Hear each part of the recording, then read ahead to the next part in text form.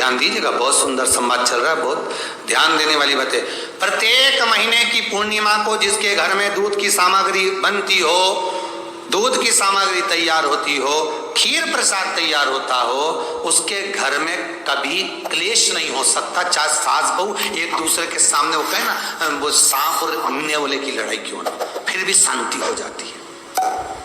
पर प्रत्येक महीने की पूर्णिमा होना चाहिए। ये नहीं कि तुमने एक महीने की पूर्णिमा पे बना लिया और दूसरे महीने की पूर्णिमा को गायब कर दिया। फिर सालों से कर रही हो, कई माताएं कर रही होंगी पूर्णिमा का व्रत, एक समय फलाहार करती हैं, एक समय भोजन करती हैं। भोजन में खीर का होना जरूरी होता है पूर्णिमा के व्रत में, दूध की सामग्री होना जरूरी होती है पूर्णिमा के व्रत में। 12 महीने की पूर्णिमा करो, मना नहीं है, पर एक समय भोजन कर रहे हैं वो अपनी जगह, पर भोजन के साथ में मीठे के साथ थोड़ा दूध की सामग्री होना जरूरी होती है।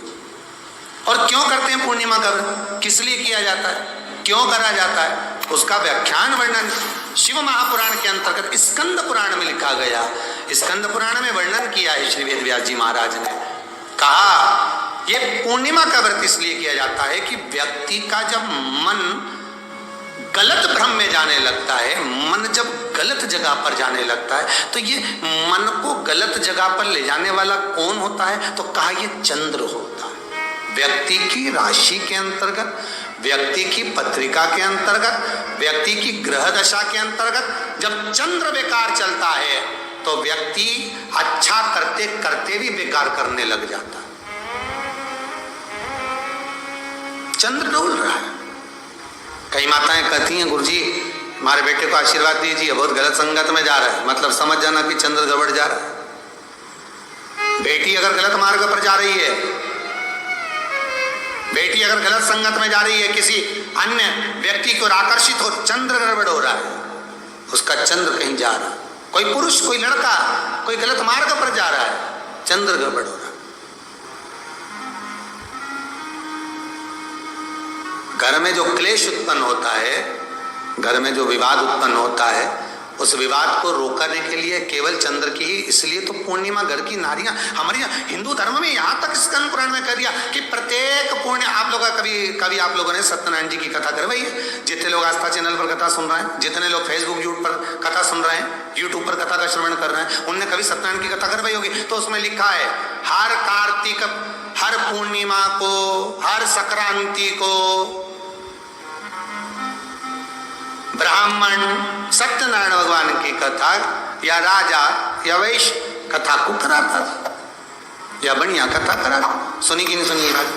सत्यनारायण भगवान की कथा में लिखा है, स्कंद पुराण के अंतर्गत जो सत्यनारायण भगवान की कथा का स्मरण किया उसमें लिखा है प्रत्येक संक्रांति पूर्णिमा को सत्यनारायण की कथा करवाने लगा और ये योनि को प्राप्त हुआ, इस योनि से छूटा, इस योनि में गया। लिखा है, सब कुछ लिखा है। अब उत्ते से समझ जाओ कि पूर्णिमा को सत्यनारायण की कथा करने का बोला है, तो पूर्णिमा को सत्यनारायण की कथा का क्यों बोला? वैसे तो रोज कराओ सत्यनारायण जी की कथा, प्रतिदिन कराओ, मना नहीं है। आप क्या कोई विशेष फंक्शन है आप सत्यनारायण जी की कथा करवा, पर पूर्णिमा संक्रांति को और संक्रांति को पूर्णिमा को सत्यनारायण की कथा का स्मरण क्यों करवाया गया? क्योंकि पूर्णिमा के दिन अगर ये भगवान का व्रत रख लेगी, पूर्णिमा के दिन अगर ये खीर का प्रसाद बना लेगी, थोड़ा सा दूध की कोई सामग्री बना लेगी और भगवान को भोग लगा देगी, भले सत्यनारायण भगवान के भाव से बनाए, भले सत्यनारायण जी के निमित्तार्थ बना, पर अगर इसने सत्यनारायण भगवान के निमित्त से बना, पर पूर्णिमा के दिन अगर ये व्रत रखेगी, उपास रखेगी या कोई सामग्री बनाकर भगवान की पूजन कर लेगी, तो इसके घर में जो अशांति है वो शांति में बदल जाएगी। इसलिए कई घरों में आज भी सत्यनारायण भगवान की पूजन हर पूर्णिमा को करती है। माता किताब लेके बैठ जाती है, तुरंत उन्हें ऑफिस जाना, कहीं काम पे जाना, और तुरंत उसने जल्दी रखे तो भगवान की पूजन कर को रखे, ब्राह्मण देवता को बुला लेगी, ब्राह्मण नहीं आएंगे तो खुद कर लेगी, पर करती जरूर है। इतना सा आटा सेक लेगी, पंजेरी बनाई, सीरा बनाई, मिठाई रख, कुछ भी करेगी, पर सत्यनारायण की कथा कर ले, उसका मन लग गया उसमें। मतलब पूर्णिमा को करना है, उसको करने से क्या होता है? शांति रहती है, शीतलता रहती है। फिर निवेदन करूंगा दुनिया में ऐसा कोई समस्या नहीं जिस समस्या का कोई निदान नहीं।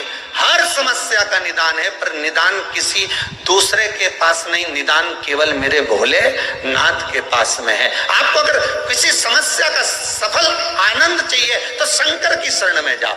आपको सीहोर आने की भी जरूरत नहीं है, आपको हमसे मिलने की जरूरत नहीं है, आपको पंडित प्रदीप मिश्रा के पास नहीं आना, आपको किसी बाबा जोगी के पास नहीं जाना, आपको किसी के बेल भभूति लेने नहीं जाना, आपको तो शिव के पास जाना।